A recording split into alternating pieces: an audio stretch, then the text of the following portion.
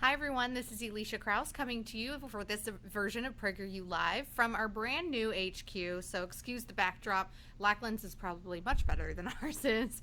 Today we are joined by Lachlan Markay. He is the White House reporter for the Daily Beast. He's been covering anything and everything in Washington. You should definitely check him out on Twitter as well. We'll get him to tell you that handle before the end of this interview. But real quick, remember, our PragerU videos and our PragerU Lives are able to be kept free because of generous donations from people like you. So please click the link below and be sure to donate whatever you can. Even $5 makes a difference. And more importantly, the majority of our audience are millennials like myself. Over 60% of our audience is under the age of 35. So if you want to be reaching people with conservative principles, Western-minded principles, constitutional loving principles, then be sure to donate so more people my age can check them out. Lachlan, thanks so much for being here with us today. My pleasure. Glad to have you. Thanks for making time. First, I'd love to get your thoughts and learn what you know about the results of Congressman Scalise's health right now. Over the weekend, his family released a report, I think, that he was going to be undergoing a fourth surgery, but that he was responsive and speaking to family, despite the fact that the hospital is saying that he's still in critical condition. Yeah, well, the last we heard, they had actually improved his condition from critical to serious, which Oh, of good. course, he's still in a bad spot, but definitely doing better. Doctors said they were very pleased with how he was recovering, all things considered. But of course, this is going to be a long process. They said there are hundreds of bullet fragments that they're not even going to attempt to remove. So, this is going to be he has a long road ahead of him to recovery, that's for sure. And obviously, we're all thinking of him and praying for him and hoping for the best. And so far, given how horrible this injury was, everything seems to be going about as well as everyone could expect. And is it true that everyone else that was shot by this, I guess you could call him a domestic terrorist or the shooter last week in Arlington, Virginia, that they have been, like, they're all released from the hospital? Yeah, I believe that's right. Most of the injuries, I think, were less serious. I know one of the Capitol Police officers had been shot in the foot. Some obviously, no gunshot wound is not serious, but nobody was in quite the critical condition that Congressman Scalise was. So on Thursday night, we saw the Democrats and the Republicans still join forces and continue their charity baseball game. Everyone was saying that it was an amazing and inspiring and unifying event. A lot of the people in attendance, including Senator Schumer and Nancy, not Speaker Pelosi, Minority Leader Pelosi, were wearing LSU shirts in honor of him. How much money did they raise, and how many people do you know were at the ballpark?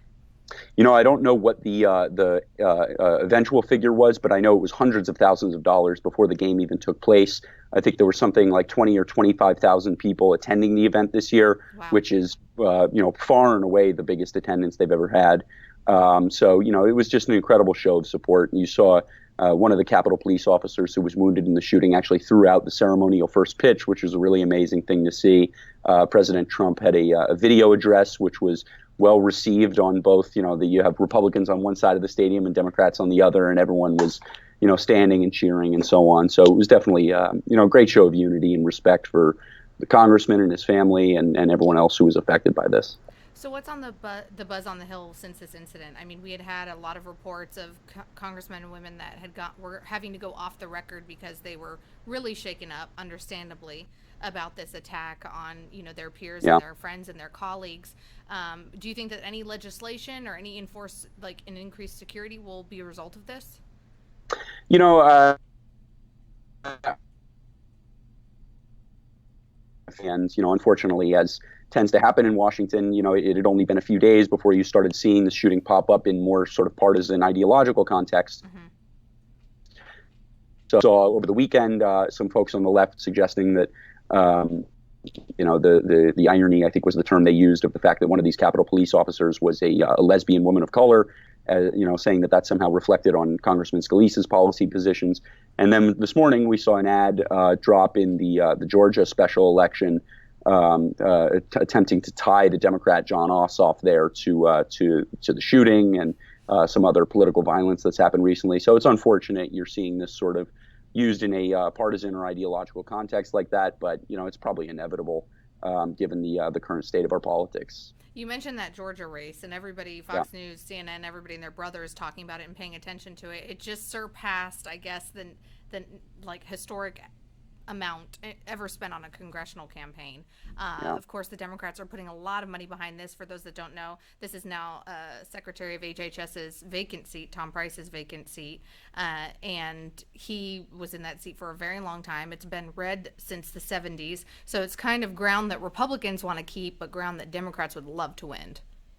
Yeah, and Democrats are hoping it'll be sort of a bellwether for opposition to the president and the Republican Party going into 2018. Mm-hmm. We're now up to $50 million in total spent on this race, which is just an incredible sum. That's 5-0 for those that missed it.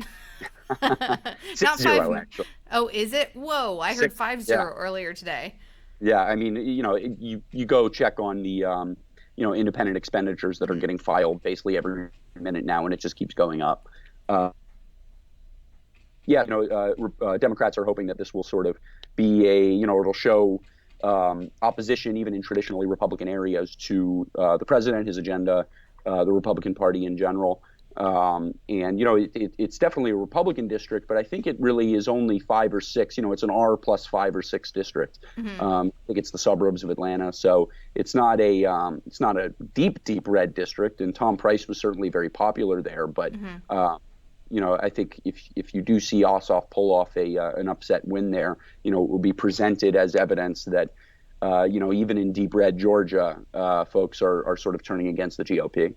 So has Handel, I know Ossoff has distanced himself or tried to distance himself from D.C. Democrats and, West Coast Democrats. Has Handel tried to distance herself from the Trump administration at all? Not in any sort of high-profile way. She's just kind of tried to talk about more local issues. She doesn't really weigh in. She's not writing on, well, I'll be the deciding vote on the American Health Care Act or something like that. But as you mentioned, John Ossoff, on the other hand, is running on a cut taxes and reduce regulation type platform. Sounds pretty conservative, like he's trying to be. Right. They're both. Yeah, and they're both kind of recognizing the political realities of the district and keeping a little bit of distance between themselves and their various parties as a result. I do think, though, from what we're hearing from on the ground, you're seeing Karen Handel get a lot of questions about the president and whether she supports him and, will stand behind his legislative agenda and so on, whether that's from people who support the president or people who oppose him. So, there's definitely a lot of curiosity among voters in the district on where exactly she stands in relation to President Trump. Interesting. So your job at the Daily Beast is to cover the White House. What should everyone who's watching right now be aware of that might be happening in White House politics this week?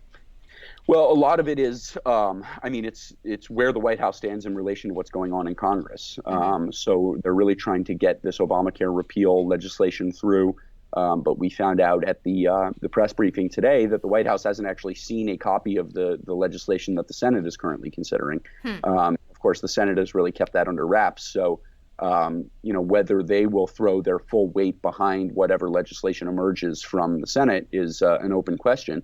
And there were reports last week that in closed-door meetings, President Trump had used terms like mean to describe the legislation that the House approved. So, it's kind of an open question on where the president stands on this. And he sort of hinted at, he tweeted something to the effect of throwing a lot more money at the U.S. healthcare system, which is traditionally something you would think would be more in line with Democratic proposals. So it'll be interesting to see what comes out of the Senate and where the White House stands on that. Speaking of where the White House stands, unfortunately, the young man, 22-year-old, that was imprisoned by North Korea for a long time and was released to his family last week. When he came back, he was in a severe state of coma. He had a feeding tube, and his family said that he was unresponsive. He died this afternoon at around 2:20 p.m. Eastern Time. They released a statement just moments ago saying that he had continued his journey home. Has there been any statement from the State Department or the White House at this point? Nothing that I've seen. Of course, the whole country is just kind of aghast at this, and it's just a terrible thing. And he was this supposed crime that he had committed was trying to take a propaganda poster back from a trip that he had been on in North Korea, and so you just right, exactly. And he was accused of, I think, treason or sedition or something like that as a result. So. Just an absolutely terrible story. And, you kind of got the feeling that his family was bracing themselves for this and that they knew it was coming. You saw them sort of referring to him in the past tense last week. But obviously nothing can take away from just how sad that is for them. So my heart goes out to them. And we don't understand at this point the diplomatic process that happened led to his release, Right. because he had been imprisoned. I think it was something like 18 months. And doctors think that in April of 2016 is when he sustained these incredibly damaging brain injuries. But the family was very public in their praise of the Trump administration for bringing their son back. Yeah, and North Korea is obviously the way that it ties in with U.S. policy vis-a-vis China is very interesting, and the way the Trump administration has tried to sort of enlist China in an attempt to moderate North Korea, I think has been more shrewd than previous efforts to try to sort of rein in that regime. So they're certainly very focused on that region, and the family would know better than anyone the efforts that were sort of brought to bear on behalf of their son. I expect to hear something from the White House soon, and maybe this will at the very least tragic event that can be used to try to resolve the situation in North Korea to the extent possible. Well, Lachlan, thank you so much for your time today. If people want to read all of your stuff, that is always great, and follow you on social media, where can they do that?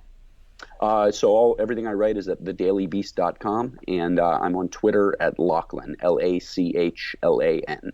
You must have been an early Twitter user to get that handle, because I have a funky name too, and I was not able to get just my first name. But Lachlan, thank you so much for your time today. Thank you everyone for watching. Be sure to tune in to our PragerU Live tomorrow, because we will be joined by our newest presenter of today's video, David French from National Review Online. I'm very excited to talk to him. He is a fellow Star Wars buff, so I think we're both going to try to do some laundry and wear our t-shirts tomorrow for that PragerU Live, so don't miss out. In addition to that, don't forget to donate. Even $5 can make a huge difference. Please click the link next to this box and be sure to donate, and share and like if you liked this video, and comment below from where you're watching, because we love to see where you are in the world when you're watching us here at PragerU. From the headquarters in Los Angeles, I'm Alicia Krause.